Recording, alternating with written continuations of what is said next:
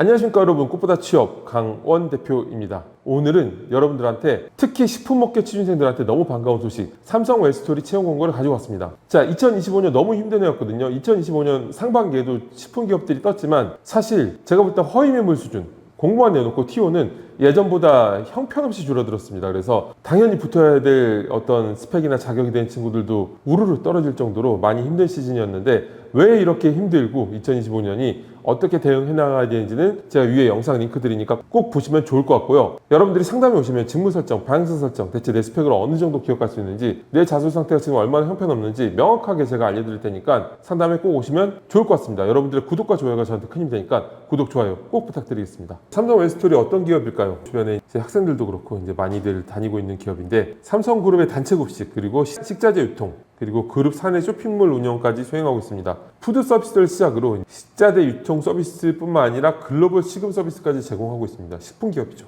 삼성 웰스토리가 저희 학생들이 계속 합격하고 있고 정말 반가운 기업이니까 여러분들도 꼭 넣으셨으면 좋겠고요. 자, 이번에 어떤 직무를 채용할까요? 경영지원인데 보면 사업 운영 지원, 사업 운영 KPI 관리, 일반적인 인사보다는 뭔가 경영 기획 쪽에 가깝지 않을까 싶기는 해요. 그리고 수지 영업, 구매, 안전관리가 있는데, 안전관리는 이제 관련된 분들이 넣으시는 그런 직무고, 아무래도 수주 영업이 제일 TO가 많겠죠. 자, 자소 성목을 보도록 하겠습니다. 삼성그룹은 일단 모든 계열사가 1, 2, 3번 항목이 있어요. 그리고 이제 4번 항목이 있는 계열사가 있고 없는 계열사가 있는데, 일단은 공통 항목인 1, 2, 3번을 설명드리겠습니다. 첫 번째, 삼성을 지원한 이유와 입사 후 회사에서 이루고 싶은 꿈을 기술하는 항목입니다. 자, 이거는 지원 동기하고 포부를 같이 쓰는 건데, 근데 700자잖아요. 700자가 아니라 1000자더라도 저는 마찬가지인 게, 원래 지원 동기하고 포부를 같이 쓸 때는 직무 지원 동기를 생략하면 돼요. 원래는 지원 동기가 기업 지원 동기와 직무 지원 동기가 있고 입사 후 포부가 있는데, 입사 후 포부가 직무에 대한 커리어 플랜이잖아요.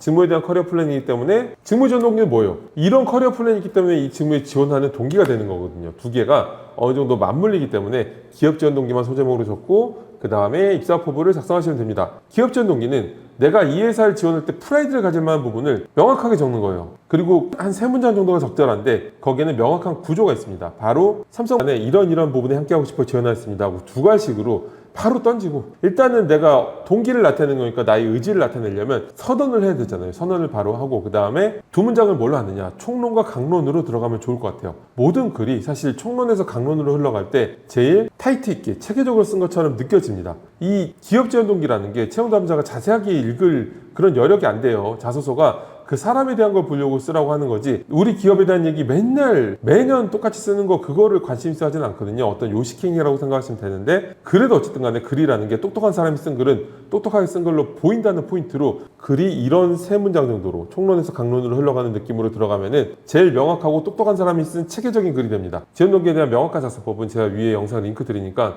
꼭 보시면 도움이 될 거고요. 입사 포부는 3단계로 구성하시는 게 좋아요. 일단 첫 번째 문장도 나의 의지와 포부를 보여줘야 되기 때문에, 삼성 어디 계열사 안에서 이러한 어떤 업무 담당자가 되고 싶습니다, 이렇게 명확하게 풀어내야 되겠죠. 근데 그 직무에 있어서 어떤 담당자가 되고 싶은지를 여러분들이 명확하게 프레임을 익혀서 색깔을 만들어내야 되는 거예요. 자, 그리고 그 다음에 바로 직무 커리어 플랜을 적는 거예요. 직무 커리어 플랜은 어느 직무에나 공통된 얘기를 하는 게 아니라 그 직무에 정확히 맞춰줘야 되는 거겠죠. 그냥 팀 구성원으로서 화합하고 신입으로서 뭔가 열정을 발휘하고 이런 얘기를 적는 게 무슨 의미가 있겠어요. 여러분들이 지원하는 직무에 대해서 A라는 업무를 이렇게 하다가 나중엔 이런 것까지 하고 싶다라는 얘기를 한 3문장 정도 풀어내면 돼요. 직무에 대한 관심도와 전문성을 표현할 수 있게끔.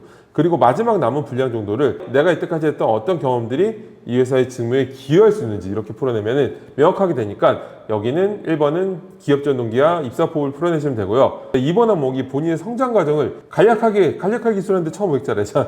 간략하게 기술하는 건데, 자신에게 영향을 끼친 사건과 인물 등을 포함해서 기술하라고 되어 있습니다. 일단은 사건, 인물 등이라고 되어 있는데, 인물을 쓰면 불리하겠죠. 생각해 보시면 내가 주체적으로 뭘 한 이야기에서 느낀 거하고 제3의 인물이 한 거를 쫙 쓴 다음에 거기서 뭘 느꼈다 하고, 어떤 게 여러분들이 더 임팩트가 있겠어요? 당연히 사건을 중심으로 쓰는 게 맞고요. 근데 여기서 이제 고민이 되는 게, 자, 여러분들이 이걸 헷갈려하는 분들이 되게 많아요. 자소서 경험 항목이 원래 직무 역량 항목과 스토리적인 항목이 있는데, 여기는 직무 역량 항목이 아니고 스토리를 쓰는 거거든요.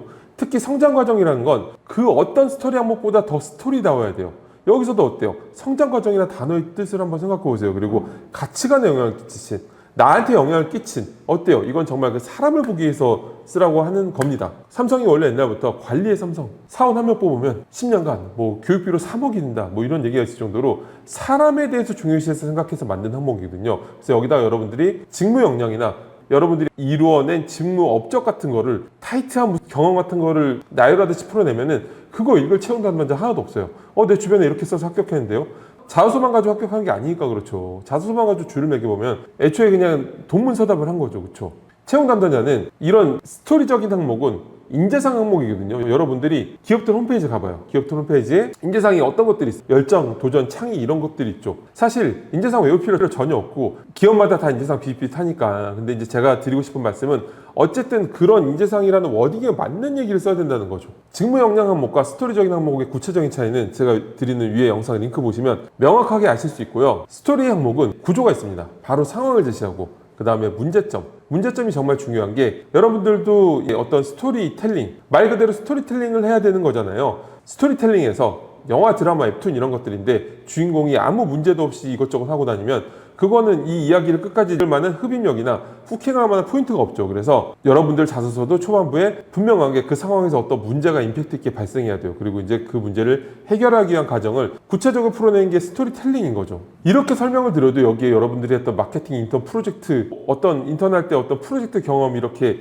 보고서처럼 쓰는 애들, 경험 나열하듯이 쓰는 친구들은 스토리텔링이라는 말의 뜻이 뭔지부터 한번 생각해 보세요. 어느 게 맞는 얘기일까요? 채용 담당자는 과연 이 짧은 기간 안에 어마어마하게 많은 자소서를 봐야 되는데 여러분들이 업적을 나열하듯이 써버리면은 마치 위인전에 국사책의 인물들 업적 외우듯이 봐야 되는데 그걸 볼 수 있을까요? 안 보는 거예요. 그러니까 여러분들이 읽을 만한 자소서를 쓰려면 스토리텔링을 하셔야 되는 게 맞고요. 그러면 스토리텔링이란 개념 안에서 성장 과정을 예를 들어 볼게요. 성장 과정은 유일하게 20대 이전 얘기를 써도 되는 항목이거든요. 그렇다고 너무 어릴 때 얘기 쓰면은 또 막상 또 늘려고 하면 또 유치해요. 쓸 때는 몰입해서 쓰는데 유치하게 되니까 너무 어릴 때 얘기도 말고, 그렇다고 또 직무랑 바로 연결 짓는 것도 아니에요. 직무랑 연결돼서 쓰려고 하지 말고 정말 그 사람 자체에 대해서 알고 싶어서 쓰라고 하는 거니까 여러분들이 가장 좋은 포인트는 도전을 통해서 성장한 과정, 이게 제일 중요하죠. 그래서 여러분들 실제로 어떤 기업에 원서 넣을 때 원서 넣다 보면은 지원 동기하고 성장 과정을 연결해서 쓰라는 회사들도 되게 많아요. 그러면 어때요? 여러분들이 끊임없이 도전하면서 성장했던 성장 과정을 풀어낸 다음에 기업 지원 동기를 엮는 거죠.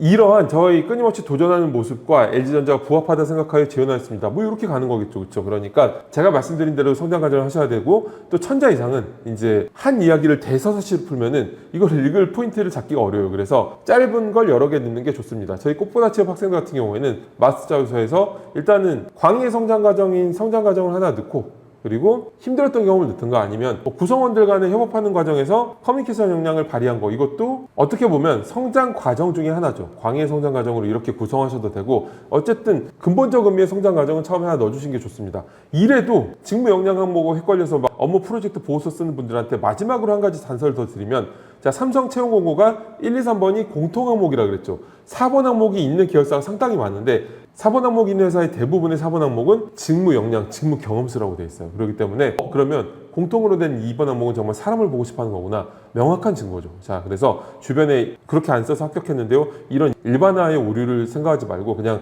말 그대로 맞는 걸 씁시다. 자, 3번 항목이 이제 사회 이슈 중 중요하다고 생각하는 한 가지를 선택하고 이에 관한 자신의 견해를 서술하는 항목인데, 이런 항목은 구조가 명확합니다. 다만 이제 이런 항목을 쓸 때 경영지원본부나 뭐 인사 재무 이런 분들은 꼭 그 업계를 생각하지 않고 써도 돼요. 뭐 인사원부라면은 최근에 뭐 노동법 관련된 이슈, 뭐 법 개정 이런 걸 써도 무방하고요. 재무 보면 뭐 국제 뭐 회계 기준 뭐 변경 뭐 이런 걸 써도 되고, 뭐 재무 환경, 인프라 이런 걸 써도 되는데, 근데 여러분들이 이런 스텝 업무가 아니라면은 업계 얘기를 쓰는 게 맞겠죠. 자, 그러면 이 글을 쓰는 구조는 어떻게 되냐면 첫 문장에 바로 이슈로 들어가는 거예요. 두 갈씩으로 나오지 않으면 대체 친구 뭘 쓰려고 하는 걸까라는 고민을 하게 만들면 읽기 싫겠죠. 그래서 바로 이슈로 들어가는 겁니다.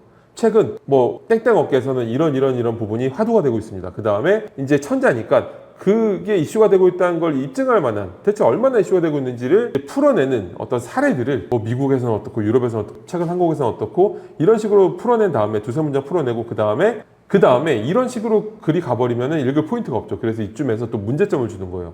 하지만 이런 부분은 여전히 업계에서 과제로 남아 있습니다. 미션으로 남아 있습니다. 한 다음에 여러분들이 지원하는 회사가 이러한 과제를 풀어내기 위해서 어떻게 해야 되는지, 자, 이런 구조로 풀어내면은 명확하게 멋진 글을 만들 수가 있습니다. 자, 많이 어려운 시즌이죠. 지금 식품업계도 말씀드렸듯이 상반기에도 허위 매물들만 공고가 많이 나왔었는데 삼성 웰스토리 여러분들이 삼성에 들어갈 수 있을 만한 기회를 놓치지 말고 꼭 이제 식품업계의 전문가가 될 수 있는 그런 길이 열렸으면 좋겠습니다. 이것으로 마치겠습니다. 감사합니다.